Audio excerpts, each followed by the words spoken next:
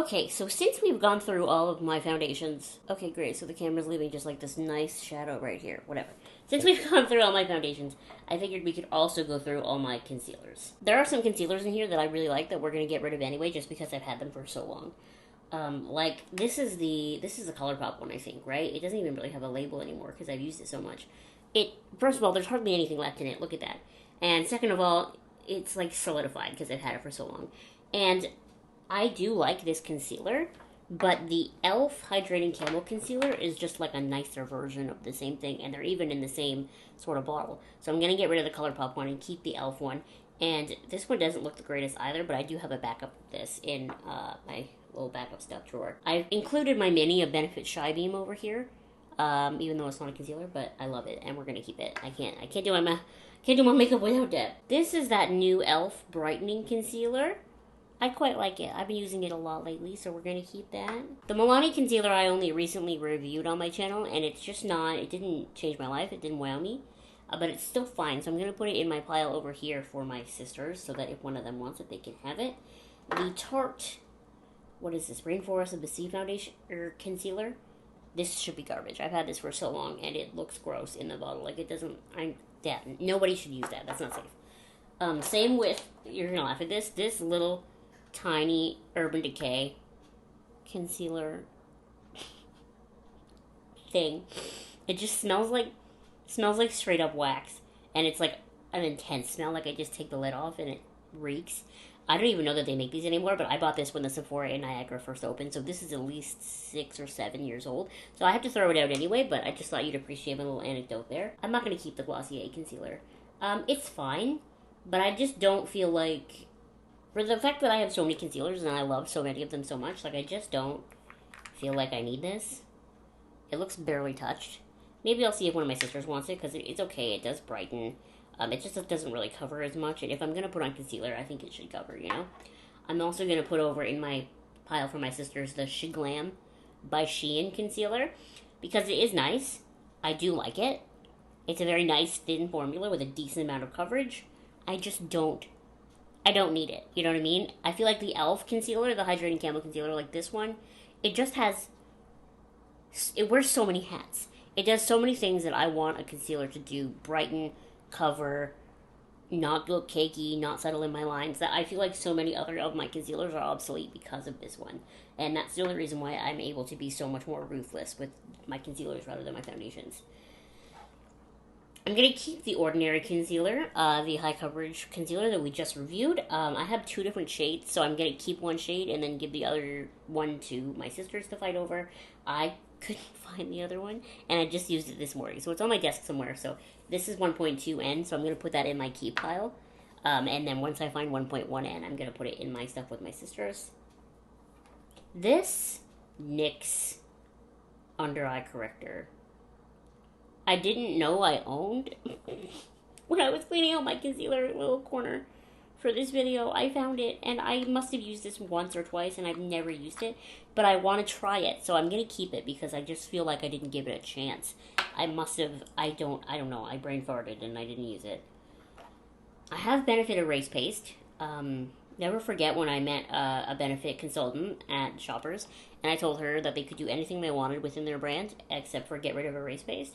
And she laughed at me because they were in the process at that point of completely repackaging this. I have heard that the repackaged stuff isn't as good, but I've had this for so long, and it's right at the very bottom. Like, it's pretty much empty. You can see, like, there's still product in there, of course, but you can see the bottom through it. I don't know, I feel like it's sacrilegious to get rid of this because it doesn't exist anymore, and I do love it so much, but also I never use it. I don't know, that's what's going on. Nothing's red, I'm torn. I'm going to get rid of the L'Oreal Indelible Full Wear. I do like this concealer, but it's just a little too heavy, a little too thick. It's like, again, it's like the e.l.f. one did this, but better. I'm also going to get rid of the LA Girl Pro Conceal, mainly because I think this is pretty much empty.